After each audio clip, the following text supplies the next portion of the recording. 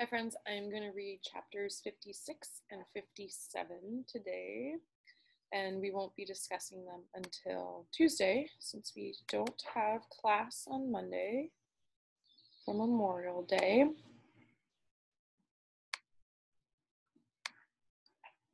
Okay,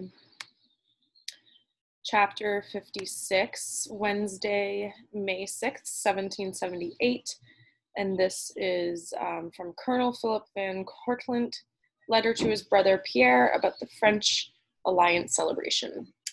Greatest day ever yet experienced in our independent world of liberty. Each regiment held its own service of Thanksgiving after the breakfast the next day. Most officers and their ladies had attended with the New Jersey troops. Whilst they were worshipping, their servants, including Isabel and me, finished the preparations on the pavilion set up along the grand parade and unloaded the tables, chairs, benches, and crates that held dishes, glasses, food, and wine. The officers and ladies arrived just after we had set the benches in the best location for watching the grand review of the troops. They took their places, with General and Lady Washington in the center. His Excellency was one of the tallest men I'd ever seen, with a calm face not much marred by the smallpox scars on his nose. Lady Washington was so tiny, the top of her head did not even reach his shoulder. They sat close to each other, and sometimes he gazed at her with tenderness, and she at him in the same manner. "Here they come," shouted a voice. All eyes looked to the top of the ridge. At the far end of the grand parade, a mattrass touched a flame to the fire hole of a 9-pound cannon. It roared. All of those seated rose to their feet, clapping and calling. Billy Lee, General Washington's manservant, motioned for us serving folk to move away a bit. I knew the names of only a few of the slaves. Malvina, Lord Sterling's cook, with her bright yellow turban, Shrewsbury, John Lauren's valet, who had been back and forth to York all winter, and Hannah, Isaac, and Jenny, owned by the Washingtons. We nodded politely to one another and turned our attention to the army. 11,000 soldiers in 5 columns marched down the slope and onto the grand parade for the review as the fifes and drums played. A distant voice shouted a command, and the men shifted from column formation to line. Another shout, and they wheeled in their platoons until they had formed into 2 long lines of more than 5,000 soldiers each. They halted. The Continental Army had starved and froze and survived the winter, stood perfectly still, shoulder to shoulder, on the field of honor in front of their commanding officer. A few companies had been outfitted with buff and blue uniform coats. Most fellows were in rifle dress, long hunting shirts worn over breeches that buckled at the knee, stocking under boots or shoes. They all wore hats folded up in 3 places, and every man and every boy was whisker-free, with hair pulled back in a queue. Nearly everyone wore a new or well-repaired cartridge box, hung from a leather strap, and they carried muskets that had been freshly oiled. All of the muskets had bayonets secured in place under the muzzles. I thought to myself, "Huzzah, General Greene! Well done, good sir," for he had indeed pulled the matter of supplying the army out of the fires of disaster. Someone shouted a command at the far end of the field. The entire line of 13 cannons fired at once.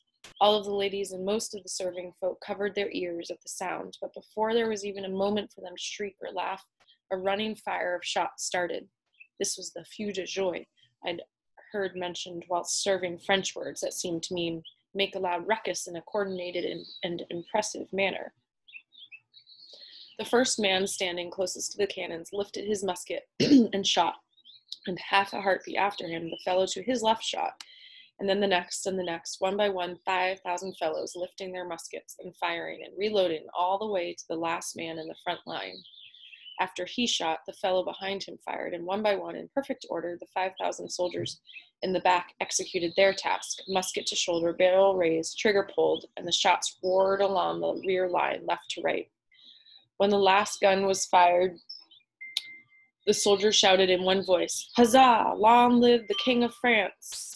The cannons fired another 13-gun salute. The army responded with a second round of running fire, right to left along the first line, left to right along the second. When the last gun was fired, the soldiers again shouted in one voice, "Long live the friendly European powers!" And to my astonishment, the 13 cannons roared a third time, and a third wave of running fire unfolded with proud precision. The field was clouded in thick smoke. None of the guns had been loaded with musket ball or grape shot, but every man had used his full complement of gunpowder. As each man shot this third time, he did not reload his weapon, but stood at parade rest. After the last gun fired, there came the loudest shout of all. Huzzah for the American States! We all clapped until our hands were sore. The rest of the serving folk walked to the pavilion, but Isabel and I lingered. The soldiers stayed on the field long after they were excused from duty, laughing from the delight of a perfectly performed ceremony. Sergeants passed among them, sharing the extra rum rations that had been ordered. I rose up on my toes and shaded my eyes to better see the fellows. Isabel tugged on my sleeve. Are you looking for your friends? They've probably already gone back to the hut. You really liked being a soldier, didn't you? I'm still a soldier, I said. I enlisted until the end of the war. But they don't want you. You're wrong. I pointed to the officers and congressmen making their way to the pavilion for the feast. Those are the folks who don't want me. What about those fellows? A raucous group of lads loped out of the smoke shouting, Huzzah, huzzah, at the top of their lungs. The three fellows in the front, Ebenezer, Benny, and Faulkner, caught sight of us first and stopped in their tracks, 10 paces away from Isabel and me. Greenlaw stepped forward and yelled, 4th New Hampshire, Russell's Special Detachment, men of Luke Greenlaw, stand in line. The company of 11 fellows formed 2 lines, with 5 standing in the front and 6 in the back. Several of the faces were new recruits I'd never met. Formation, shouted Greenlaw. 1 missing soldier. Sir, shouted the company.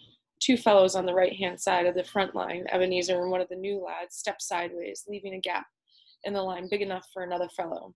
Sir, they screamed again. Greenlaw spun on his heel so that he faced us. He touched the brim of his hat. This company will always hold up space for you, Private Smith. I bowed. Wheel right, Greenlaw shouted. The company turned to the right and marched off, keeping open the place that was mine. For once I did not mind pouring wine, carrying plates of half-eaten food, and standing by while the gentry ate and laughed and made merry. It did not bother me to see Isabel ferrying dishes of strawberries and cream cakes from the wagon to the pavilion, not even when she wiped the sweat off her brow with her apron. Our army was ready to go to war. When the Continental Army marched out of Valley Forge, we would be hidden in the middle of it. Chapter 57, Thursday, May 7th to Wednesday, May 13th, 1778. This is a newspaper advertisement placed in the Pennsylvania Gazette by Mark Bird, forge owner and deputy quartermaster of the Continental Army. Runaway from the Birdsboro Forge in Berks County, Pennsylvania. Cuff Dix. He is an active, well-made fellow and a most excellent hammerman. There is a ring of iron in one of his ears. He has often run away. As Negroes in general think that Lord Dunmore is contending for their liberty, it is not improbable that said Negroes on his march to join his lordship's own black regiment. We lost our favorite ally at Moore Hall the next day. Mrs. Cook had received news that the wife of one of her grandsons was carrying a babe and was not having an easy time of it. General Greene arranged for a pass for the old lady so that she could travel into Philadelphia to help. Her son in the 5th Pennsylvania had hired a farmer to transport his mother and his parrot into the city. Isabel and I watched as William Cook helped his mother into the wagon and secured the birdcage at her feet. I hope she feels better soon, Isabel said. As soon as she's holding the little one, she'll feel fine, Mrs. Cook said. She's a strong one, isn't that right, William? Yes, Mother, Lucille is a sturdy lass, her son said as he threw the cloth over the cage of King George. Mayhap she'll name that babe after you if it's a girl. What the world needs to set it to its rights is another Matilda Cook. I should say not, scolded Mrs. Cook. Isabel handed up the old woman's shawl. What should they call her, ma'am? They ought to call her Mattie. She wrapped the shawl around her shoulders. Matilda sounds like an old hen.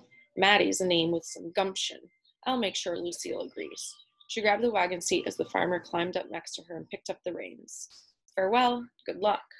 Cooking was not a natural occupation for Isabel. Her pudding hardened into stone, her stews tasted of the river.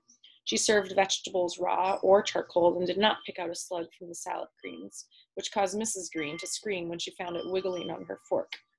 Mr. Bellingham came to the kitchen to shout after that, and General Greene wrote letters inquiring about a replacement cook. I knew even less about cooking than Isabel and could not help her, but I did not much fret.